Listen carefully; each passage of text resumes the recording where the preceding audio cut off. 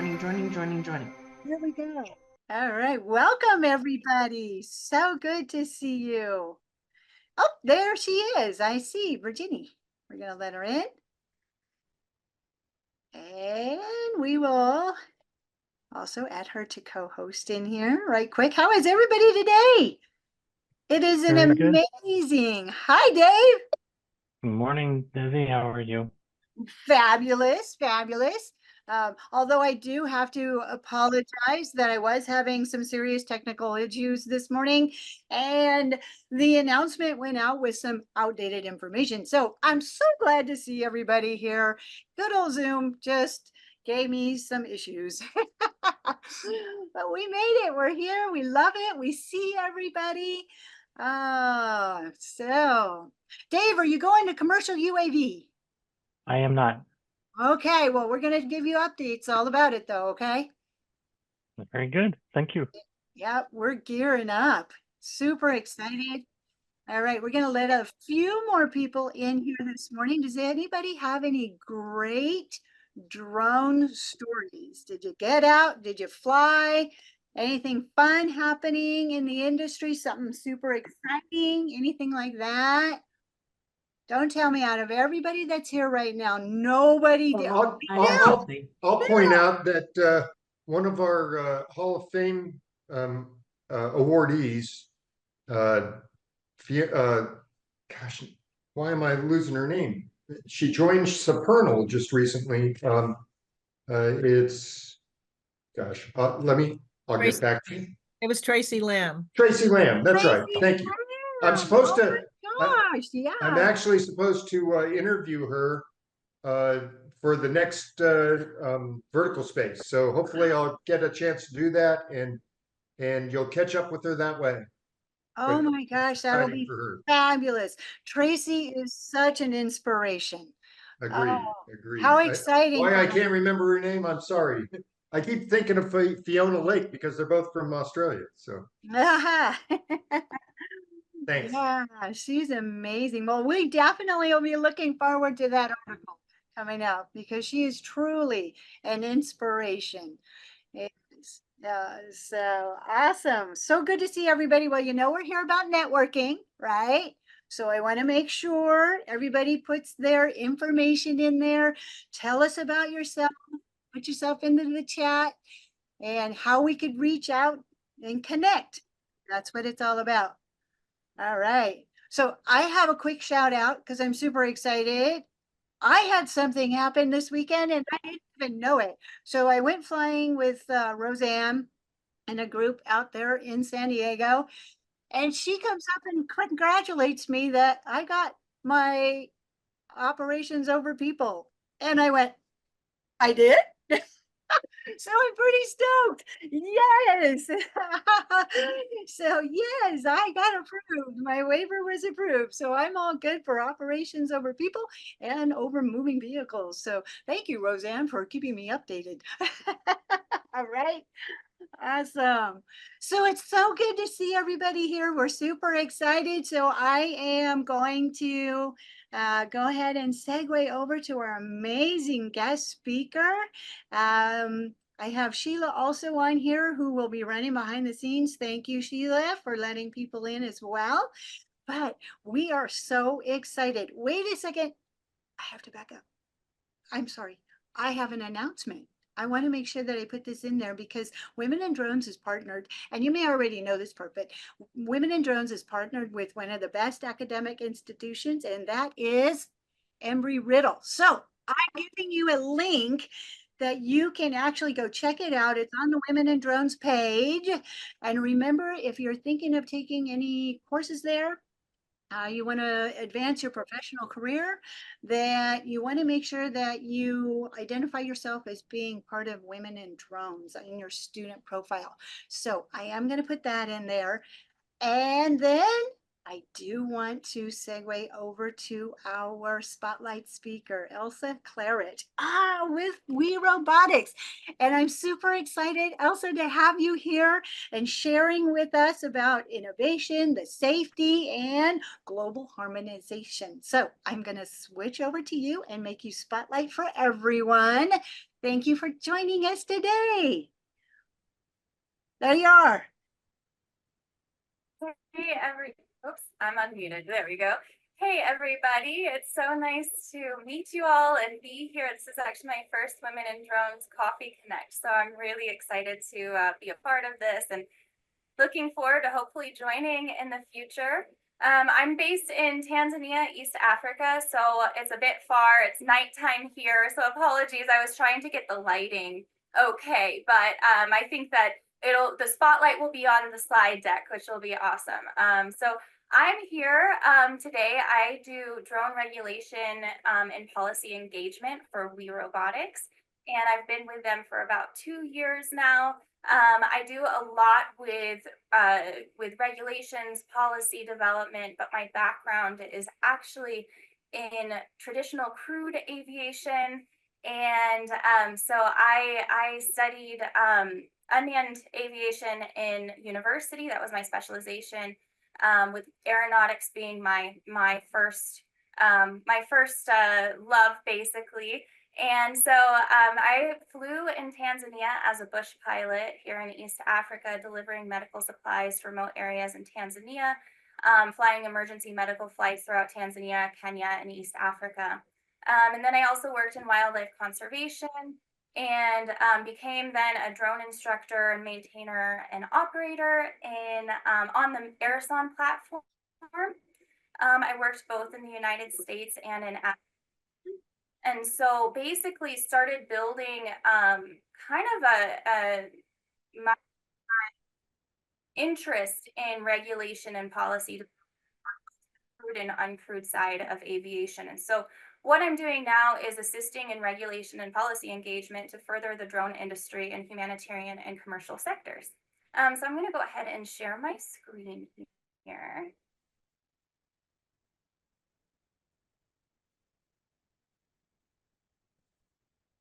And if you can, give me a thumbs up if you see that. Sweet, thank you so much. So I get to be a part of this amazing network called WeRobotics, who is basically a steward of the Flying Labs members and the network of the Flying Labs. So WeRobotics is a connecting organization focusing on drones, data, AI, and technology. By doing so, we basically create a proven and replicable model to successfully localize and shift the power on a grassroots level. So how we do that is by engaging with the Flying Labs network. And the Flying Labs network is a group of member countries. We are in over 40 plus countries. And what they do is they're an independent, self-funded, and they join through a social franchise, basically adhering to network guidelines. And within these guidelines, they have full agency over their decisions and activities. So basically, what we get to do is we get to work with the Flying Labs in all of these countries. And what we saw was that there was a need for regulation and policy development. And we were wondering, well, how do we help build this policy and build the engagement with our civil aviation authorities globally? And so it's been a really interesting development of how we've gotten involved with the flying through WeRobotics as the network steward to the Flying Labs network and the members of the Flying Labs network. So our partners, Deloitte, which is with the D2I International and Namibia Flying Labs, we created a data and community-driven approach. So that was built to assist in informing drone regulations and policy. So we worked for 1 year doing a case study in Namibia. And that allowed us to meet with local drone stakeholders in Namibia and proactively engage the Civil Aviation Authority in Namibia. So we went there in 2023, and it took us some time to really put together the whole framework, which is what I'm going to be explaining today on the drone regulations framework, but also what we came out with in 2024 is the white paper that we created with Deloitte, which was absolutely incredible.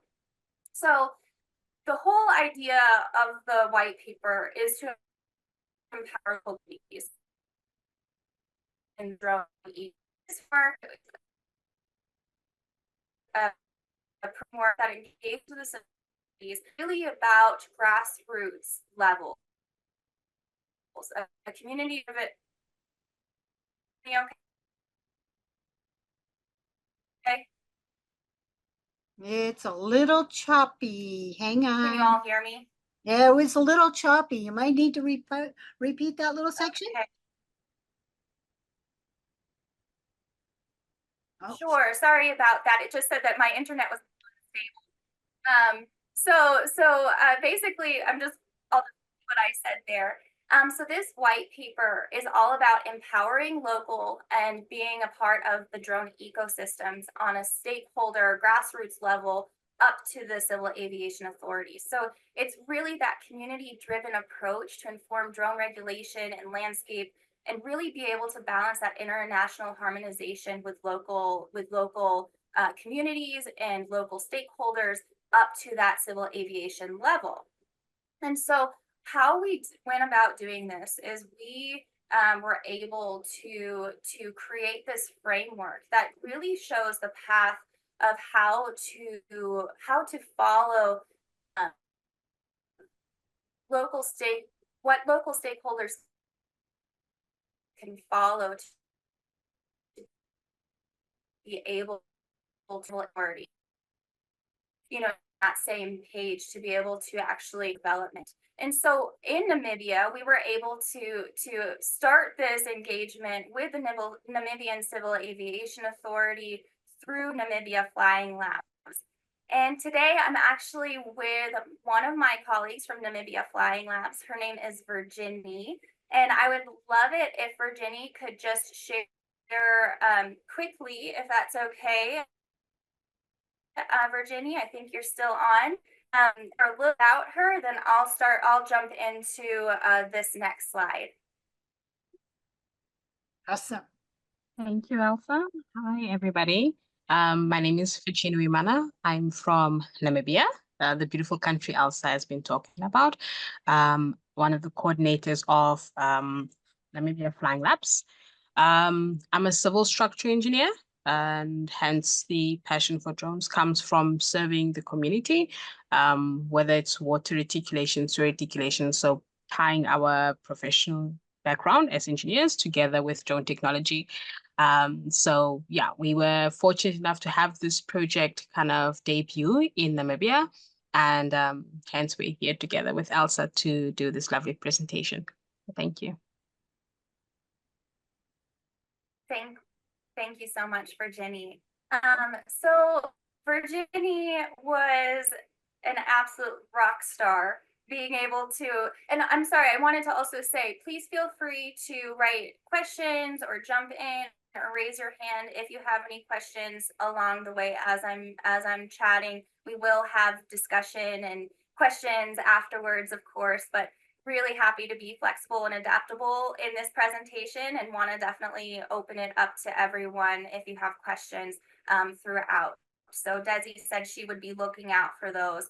But yeah, so the introduction to the WeRobotics and Flying Lab Civil Aviation and Drone Regulations Engagement Framework is basically a repeatable framework for study that could be replicated and redefined and refined throughout the Flying Labs network, which, like I said earlier, is in 40 plus countries spanning across Africa, Latin America, the Caribbean, and Asian Pacific. So this framework called the Flying Labs, it's a bit of a mouthful, the Flying Labs Drone Regulations Engagement Framework, is designed to really equip the flying labs to form tailored insights regarding their local drone regulations through effective engagement and with their local civil aviation authority. So by actively, like I said earlier, by actively involving the relevant stakeholders, and so these were stakeholders from civil societies, we've had stakeholders from the commercial sector, we've had commercial or from stakeholders from pretty much all across the board. And so we were able to gather this data, which is, again, this is a really data-driven community approach that brings out stakeholders to be able to, in a safe space, share their concerns, their highlights, and their issues that may be around regulations and policy development within their countries. So this really shows the diverse needs of these groups, but also provides education on the expectations and feasibility of being able to recommend regulation and policy. So our approach is really from that bottom up, starting with that local drone community. We collect expertise from multiple stakeholders. We focus on key collaborations and open sharing. So that actually during these co-creation workshops, which we held for a few days, during these co-creation workshops, we actually don't invite the civil aviation authorities to join during this time, so that we have an open, really an open experience to be able to share and to be able to share insights within that drone community. So that makes this simple and accessible. It fosters trust, and it really guarantees that it's going to stay anonymous, so that if there are concerns within the stakeholder community and the drone community, then they're not going to feel like they're pinpointed out if they say something negative. Most people actually don't say anything negative. They just say, what's going on within their business or within their community and the drone community. So, hobbyist drone flyers come, we've had students, we've had nonprofits, we've had everyone come to really learn how to engage with their aviation authorities. So the what of the framework and how this actually works is we initially start by working with the civil aviation authorities. We then define drone regulatory, like their current state and their ideal future state. I'll go into all of these a little bit more in depth as we go along. And then we identify top drone regulatory challenges, which is very fascinating as we're discussing with these stakeholders what their challenges are. You always find something new. And I'll let Virginie share a little bit about what we found out in Namibia. And then we gather potential. As we're gathering those solutions, we do a landscape assessment, and we usually work with various countries, or we do a lot of research, and then we present the findings to the Civil Aviation Authority. So that gives the deliverables, feedback, and next steps to help them out as well. We don't want to have everyone have to do all the work, like not just one person do all of the work. We want to work together as a drone community. So engaging with the Civil Aviation Authority has really proven to be an interesting experience when you're working this is primarily done in the Global South. So as we were working in Namibia, I'm gonna just hand this over to Virginie and just let her share a little bit about how she was able to connect with her Civil Aviation Authority in Namibia and about that relationship building that she was able to define as she was going through this process. Virginie, would you mind about that? Sure thing, Elsa. I think one of the most important things, one of the key things in doing an exercise like this is having a relationship with the Civil Aviation Authority. The good thing is that there seems to be an appetite for most civil aviation authorities, especially where regulations are either in a draft state or they're very new. There is that appetite to learn and to learn from where everybody else is within the region, but also to learn about the industry needs. So for us, it came a little bit easier, I guess, to get the support of our Civil Aviation Authority, just because we had a working relationship with them and we basically knew where they were standing in terms of regulations and we were standing in terms of regulations. So we could get that approval from their end to give the green light for this project. But I can say for most African countries that there is a hunger to engage and there is an opportunity to work with the different civil aviation authorities. They're very keen, they're very open to it. And this is just a collaboration with government. So yeah, I hope I didn't miss out anything else. Maybe you can color in it a bit more. Amazing. So yeah, the team, we used several different research and engagement methods to gather local and international insights. So that included that series of co-creation workshops. When we were in Namibia, there were 35 plus Namibian drone stakeholders that joined from all different sectors of the drone community. And we did interviews with regional stakeholders, including large-scale drone operators, international development agencies and training providers. So that was within Namibia. Surveys and interviews. We did surveys and interviews across 15 other countries, which were spanning from Africa, America to Asia. And so that was all done together. Literature review of current drone regulations across those countries. So I think you know, having that relationship, building upon your relationship with the Civil Aviation Authority is one of the key ways of being able to actually inform the drone community and the Civil Aviation Authority.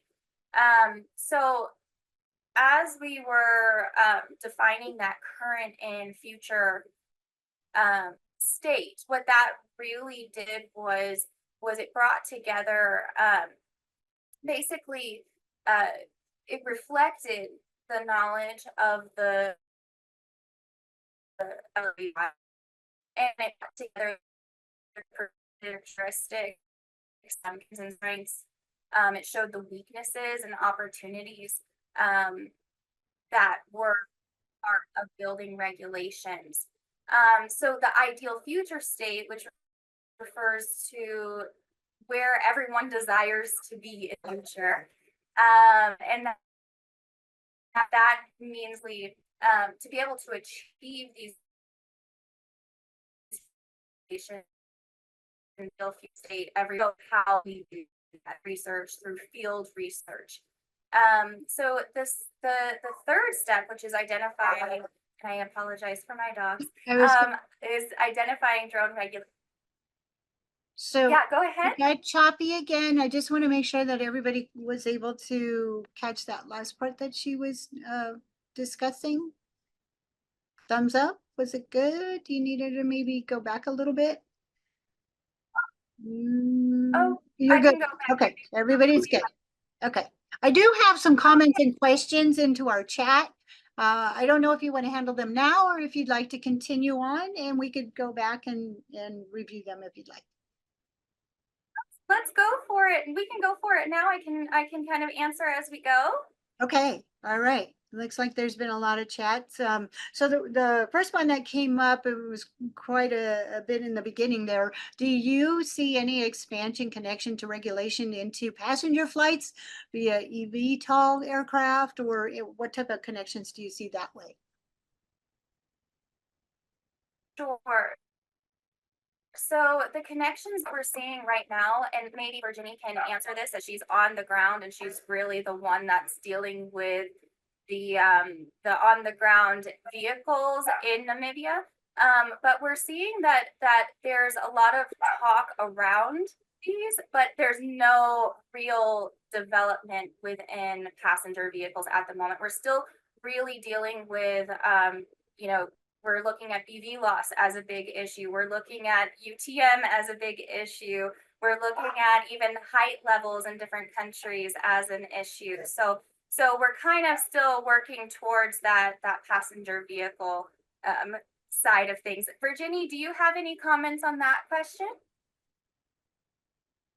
Yeah, I think I generally do agree with you, Elsa. In terms of the regulations, and I can speak now from the Namibian airspace, the regulations that we have are, of course, like a draft. They're very new for drones, but we do have existing and age-old regulations for manned aviation. And the issue when drones first came in is that, of course, naturally and correctly so, you do protect the manned aviation first. So drones is essentially at first are seen as like a threat to manned aviation, and we have to work towards kind of finding a ground where we can show that drones can be accepted in the airspace, they can be used for good, and they can be regulated. And I think once we've tackled all these obstacles that are seen with drones, like, you know, like how Elsa is talking about BV laws and all these things, flight ceiling restrictions, depending on which industry you're in, there are quite a few of them to tackle. We can then find that soft spot, that interaction or overlap rather between manned and unmanned aviation via eVTOLs and so on. So yeah, I think we are still at an early stage, but it's also an opportunity to learn. You know, some of these regulations only come up when the aircraft is in the country. So sometimes not sometimes, but with drones, the technology pushes the regulations. So it's not that we're gonna have to sit and wait and figure it out much later. We just have to move in terms of regulations with the technologies. Yeah. Awesome. Awesome. Thank you for that. I do have some more questions. Do you want me to continue on? Got a couple more here? One or two more, and then we'll continue on. Okay, sounds good. There was also a comment in there about Google Wing has written a document very much like the white paper Elsa is describing, how to better engage with local authorities and communities. So and I think that was Dave that posted that.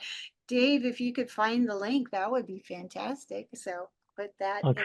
in our chat. Okay, great. I'll see if I can find the document. It may or may not be published at this point. Okay, well, if it is, we'd love to see it, right?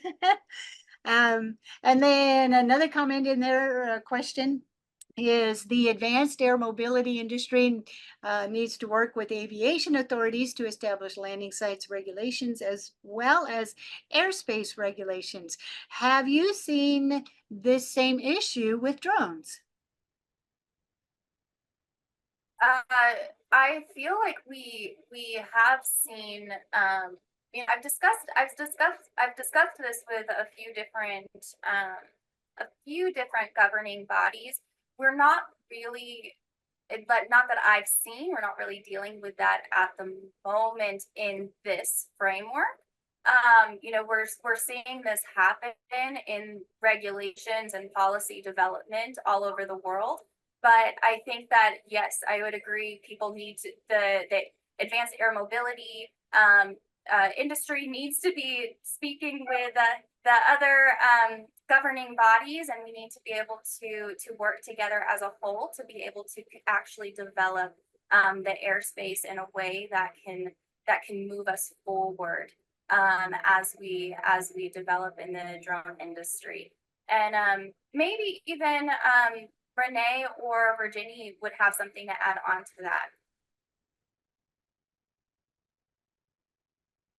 And Desi, maybe I could clarify it. I was Okay. wondering if there was any focus on the landing site regulations, the regulations of, you know, how large can it be? How many can you have launch from a particular site in the drone industry? I know that in the United States, there's a little bit of that. You know, the FAA will tell a group that you can only have this many launch, or they watch over it, right? Do you see that becoming more of an important piece of what you're doing in the total regulation so that you can implement drones in a place like Namibia?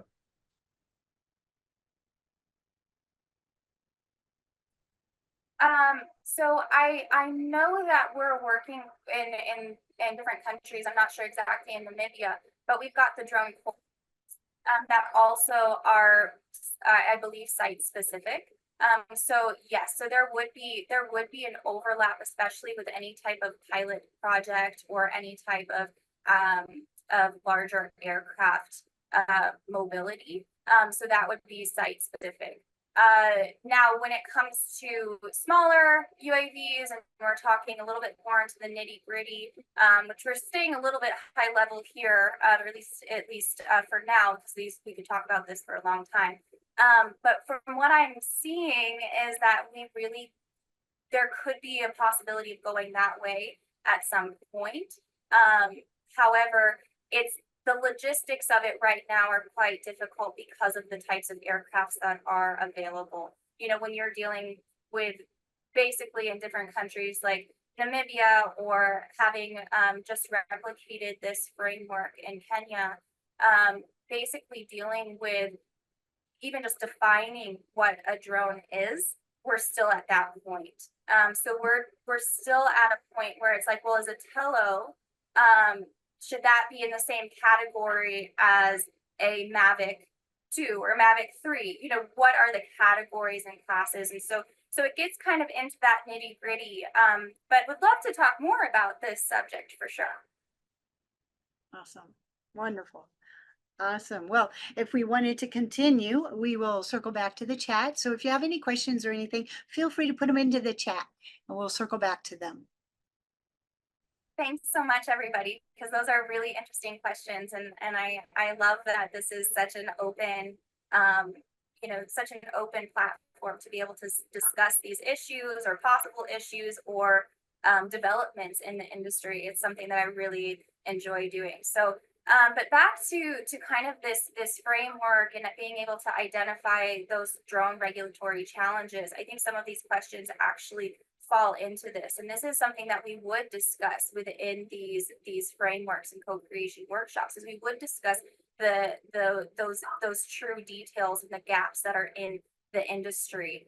So what are the current regulations? Where do we fall short, or what is the process that may hinder or progress towards achieving that ideal future state? And so being able to identify these gaps, because multiple gaps may exist between that current and ideal future state. Basically, in this framework, what we did was we identified 4 to 5 of these gaps, and then we prioritized them as focus areas, and that allowed us to maintain that scope so that we could make some type of a difference within this project and within the framework.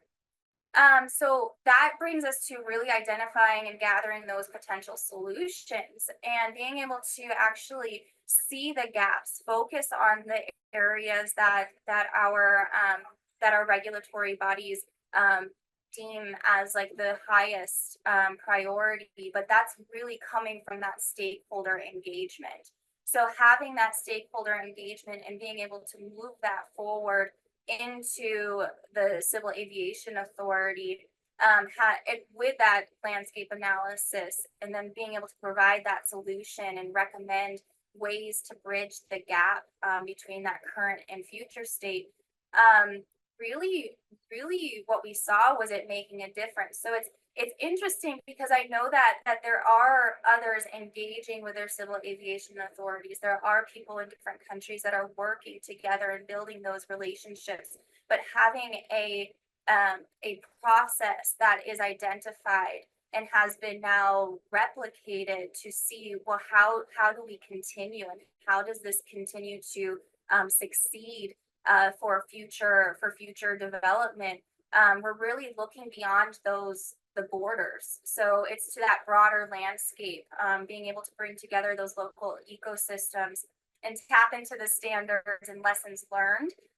So figuring out those leading practices from different countries really helped us and helped, I believe, the civil aviation authorities that we've worked with so far to tackle similar regulatory challenges that we identified in other countries. So it is working together, which is really what we should be doing, is bringing together these different countries and these areas that we're all really trying to figure out. But we should be kind of working, and I know that we have, of course, we have ICAO who's bringing together experts in the field. We have different regulatory bodies within Africa that are working together to try to figure out, well, what could work in our ecosystem. So being able to look at this framework and be able to engage in a detailed methodical, way and really figure out those tools for local ecosystems to identify and capture those lessons and to share with the whole of the drone ecosystem is what we were really focusing on within this white paper. So all of this is really coming from this approach that we've created to be able to come together as a whole and bring out this framework. So it allowed us to work with the Namibian Civil Aviation Authority. It allowed us to replicate this project, and this framework is replicable to different civil aviation authorities. And this is on every scale. We're talking about civil aviation authorities that are very small to very large. This can be used in a way that actually really defines the need and helps people to reach a solution. So what this did, what we brought together, it was data driven. So we collected data and we put this into a framework, and we gave this to the stakeholders. We gave this to the Civil Aviation Authority. So we created detailed data that was used within the country of Namibia. The gap analysis and focus areas proposed by actors of the local drone ecosystem. So this is what we delivered to the Civil Aviation Authority. We gave them a final report, including like all of the findings. We gave them the landscape analysis of all of the countries that we did research within, and then we gave them recommendations to those 5 focus areas that were determined during this co-creation workshop and through all of our work that we put in with Namibian flying labs. So a report which I would love for Virginie to share a bit more about the findings and presenting those findings to the NCAA. So Virginie, would you be able to share a little bit about what you shared with your Civil Aviation Authority and how this has now worked to help progress the drone ecosystem within Namibia? Sure. So our project really stemmed from the personal licensing department. Just to give you a little bit of a background, here in Namibia, we at the time were still trying to figure out, in terms of drones, what is the requirements for an approved training organization? What is the requirement to have somebody officially licensed as a drone pilot? And how does it stand next to our neighbors in the SADC region? How does it compare with South Africa, Zambia, and so on? Is it a qualification that can be accepted in the neighboring countries? But moreover, what are the neighboring countries doing that we can benefit from? So we did do an analysis across Africa, not just SADC, to really pick up what other countries are doing and how we can put it all together to have the perfect recipe for Namibia. But it extended beyond the personal licensing department. I mean, we also looked at the ops department. These are the ones that are dealing with giving you your operational approvals. Is it very difficult? Are we creating bottlenecks by having stringent regulations? and having a lot of operators come and not being able to complete their projects on time. Is the application process exactly that? Very, very long, too many requirements that don't apply to drone operators that make it difficult and is actually stifling the industry. So we had to do that study and give a report to them. Do some regulations that we currently, because we had to put something out there, do this regulation we put out there make sense for the industry. Some flight ceilings, for example, don't work well with surveyors. We need to go a little bit higher, but then it becomes a long process for them to apply to fly a little bit higher. So these are the type of stuff we had to pick up from industry and give them so they can think about and deliberate when they're reiterating the regulation. So that's just the tip of the iceberg in terms of what was in the report, but it was quite comprehensive. It covered different sectors and different departments within Civil Aviation Authority that has to deal with drones. And we really hope that we're going to have some great regulatory changes soon. Thanks so much, Virginie. So like Virginie said, we are really looking to play a pivotal role in working and in fostering knowledge exchange between the regulatory bodies and stakeholders.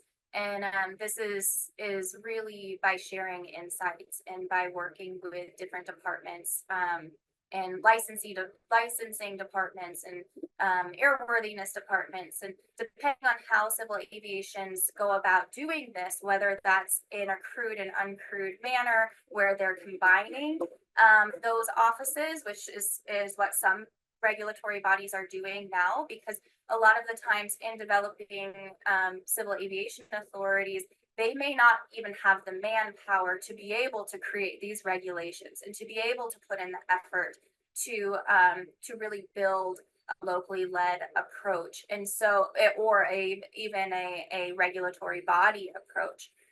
So we're really focusing on creating and working to engage and replicate this engagement toolkit in this framework. So what this comes with, and it is something that we look to do in more countries. And so for governing bodies who are interested in this, or for stakeholders who are interested in this, it really starts with that locally led, community-driven approach to influencing really the development of drone regulations. And that provides a baseline and a clear picture of where drone regulations currently stand and where they're going in the future. And so as we look at this, what this includes is through this process and through that year-long approach to be able to create this Flying Labs drone regulations engagement toolkit, it came with a 20-page handbook. It entails co-creation workshops and a facilitation guide, the drone regulatory landscape assessment tool, lessons learned from the Namibia case study. So Virginie and her colleague Charles were instrumental in this, right, to tackle throughout network. And so since we're in 40 plus countries, what we would love to do is replicate this in 40 plus countries. And so through those templates and example content, we're really able to share the findings and to be able to develop potential solutions by local, regional, and global experts, and bringing together people from all different drone ecosystems within each country. We're able to provide that expertise in the context and really collect that data. And through that data-driven approach, we're able to keep going. We're able to actually make a difference in regulations globally. So what this does and is it really respects and why we believe this works and what sets it apart. And that's something that's really important, is setting this apart from just like talking about it to actually implement this framework. Is it respects local needs and culture that we believe in wholeheartedly, since we believe in the power of the local community. It allows us to learn from others and build on their experiences. Instead of starting from zero, we're working with everyone to be able to actually get tangible results. And it allows us to grow and thrive in an open ecosystem. So that's from a local and independent perspective. And it creates value for all involved within the ecosystem. So of course, as we come together and discuss and have, you know, such an interesting amount of coffee and talk drones, and all get to say end our day with such, you know, cool coffee connect with women in drones. It builds our ecosystem. Part of an ecosystem. When we're with women in drones, we're part of an ecosystem. We're a part of a body that can make a difference. So, you know, I think that that's something that's really important, is to understand that putting yourself into this position, whether you're a recreational pilot or you're in a development organization, or you're a part of the CAA, or you're in a government body, you know, this is something that we really believe creates value and builds up. And we are seeing this make a difference in different countries now. So we just finished up our co-creation sessions. We just replicated this framework in Kenya, which was amazing. I don't know if anyone saw that on LinkedIn, but we had an amazing opportunity to work with Kenyan stakeholders, drone stakeholders, engage with them. And then we also had an amazing opportunity to share those findings and results in Kenya. And so we're just in the process of working with them right now. And actually doing even more workshops. So Kenya Flying Labs is on there. They're just about to start some more co-creation workshops to be able to actually come up with even a deeper dive into solutions for problems in regulations at the moment. And so we're learning all the time, and that's what this industry is all about. And I'm really, really happy to be able to have shared this with you all. I want to definitely leave time. I could talk about this for forever. And so I've kept this really high level, and I hope that it was interesting enough and gave you a perspective on what's happening globally in regulation development. But always happy to discuss a little bit more in depth. I just wanted to make sure that we stayed on time. And I also want to thank Virginie for joining, because it's also nighttime in Namibia there, and you know, and also my colleague Renee, she's on this call. And Renee, I don't know if you'd like to jump in and share anything on your experience with us doing this CAA engagement. We just want to share. The power of local is everything. We're looking forward to getting the word out. And if you want to talk about this, Elsa says she can go on and on forever.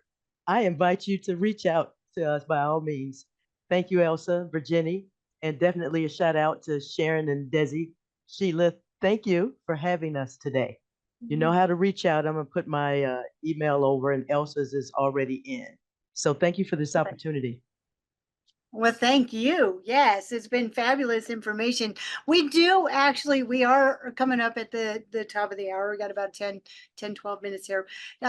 We have a couple more questions. Do you mind if we address a couple more questions really quick, like before we segue? Because this has been phenomenal. So thank you.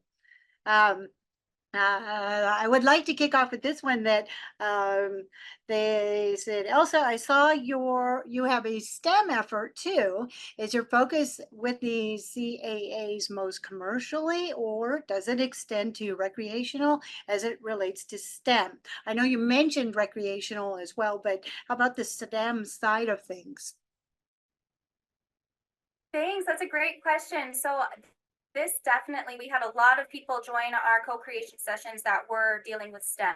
And so for sure, we're working with STEM organizations that are trying to, you know, educate the next generation of drone operators, maintainers, and instructors. And so this is really making a huge difference within that community as well, because like we discussed a bit ago, it's still in a lot of countries not defined. And as Renee just posted now, we do work with youth through WeRobotics, and most of the flying labs, to my knowledge, also work with youth within their communities. And like Renee said, that power of local and that initiative to work with students and to work with young people.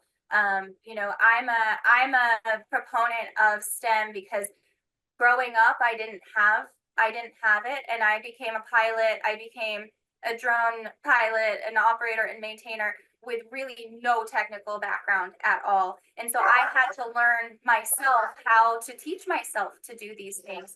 And so, but Renee, I think maybe you want to share a little bit about STEM, because this is your wheelhouse, and I would love to have you No, that's my plea to come back and share with you our programs under STEM and youth and robotics. And in particular, I'm happy to come back and talk about STEM Sheroes. We have a solution starting at the age of 5 all the way to 24 years of age based on our collaborations and the work of the Flying Lab. So sounds like Desi and I need to set a date. And I'll hold you to it now. All You right. said it. Perfect. Got it. That would be fantastic. Love to hear that. Yes. Awesome. So we do have another question, and I know I want to be respectful of everybody's time. What is your normal amount of time to go from stage 0 to regulations being put into place by CAA? In the US, this is about 5 to 7 years. Well, I think that's also it can take a lot of time. So this framework that we've developed can really be done quite quickly. We operate pretty fast at WeRobotics, I would say.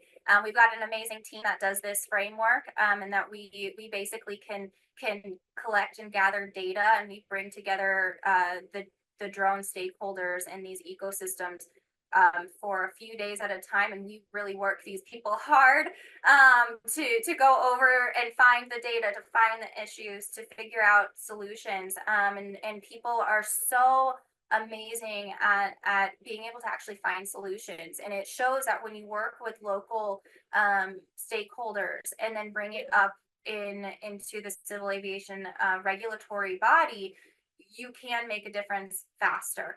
And it depends per country from what I've seen. So, you know, in the United States, it can take quite a bit of time to see something develop. But in some countries where they're starting from scratch, you can actually see things happen pretty quickly. And what we're looking at right now is certain civil aviation authorities will, and I'm trying to keep my answer short because it is actually a little bit complicated, but depending country, but I'm so sorry about my dogs in the background. But depending per country, we will see, you know, it can be years, but it can also be pretty fast. And so it depends on when they're working on the regulation development. Some countries, because they have small teams, they work on the regulations maybe once every couple of years, every 3 years, you know, every 5 years. So it's not like they're working on it continuously. They'll put it into place and they'll say, okay, this is what you have, and this is what you're stuck with for the next 3 years or the next 5 years. So it's incredibly important for these stakeholders to really look forward and see when are they going to be changing the regulations, and what do we need to change, or what do we need to recommend to them to see a difference. Awesome, awesome. So I was just kind of getting back and forth. I think some of the stuff you had covered. So I just wanted to make sure that they got the clarity that they were hoping to get. One last question, and then we'll segue on. Have you presented your approach to ICAO so they might adopt and support the efforts for locally driven regulation changes and standardization?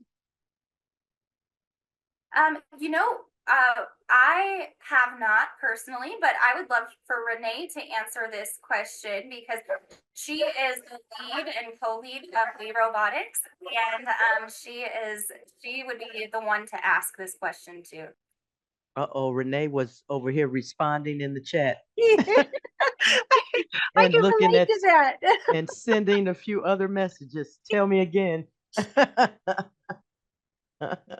Oh, thanks to everybody. Okay, I see so lots of wonderful comments. as I know, it's been amazing. So, Yes.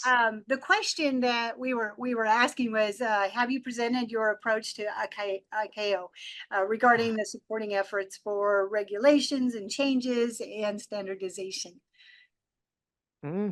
Tell us who we need to reach out to. We've I got to love get it. to a certain point, and we're here today as a learning organization to share and to get feedback. So I say we have a offline conversation on that, right? Elsa, tell us how to do that, who we need to get this in the hands of, and how we can help.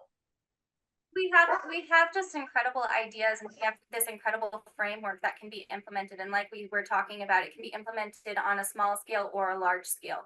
And that's what's really incredible about this framework. So for more interest or for more discussion around this, we would love to talk to governing bodies or implementing bodies, or even recommending bodies. And ICAO would definitely be on our list of people to discuss with. So if anybody has a contact, I would love to email that contact and discuss this with them. Awesome. Right there. That's what this networking is about. That's collaboration. And the amount of collaboration that you have had so far, just rolling this program out and networking and bringing it all together has been phenomenal. And I think, Renee, I copied the link that you had posted for the white paper. So I put it in there Yes. a couple of times. Want to make sure that everybody saves the chat because there has been some great information put into the chat. And if somebody wanted to reach out to you, is it okay to go ahead and put your information in there? I did early on put a link in there for WeRobotics, which I think also Renee did that as well. Yes. Look for us on LinkedIn as well. WeRobotics as well as the Flying Labs. Awesome. Awesome. So I would love to share that link, but apparently I got locked out of my LinkedIn as well. So Uh-oh. I was going to go grab that. So if somebody, Renee, if you could grab the LinkedIn line, that would be great. Just to put you on the spot right there. Happy to. That way we could, there we go. We got a couple of those going on in there. Got Awesome. it. Thank you. So she's going to grab that, and I encourage you to save the chat. There's the LinkedIn. Wonderful. Awesome. So save the chat. If you're not familiar with it, there are 3 dots. They used to be on the bottom. They may be on the top for you. The first option under those 3 dots is save the chat. Great information shared here, and that's what we're all about, networking. So Elsa, Renee, Virginie, thank you. Thank you all for sharing. And thank you everybody for coming and joining us. And I'm looking forward to seeing you next Tuesday. Awesome. All right. Have a good day. Have a good week. See you next week. Bye. That kind of wraps it up.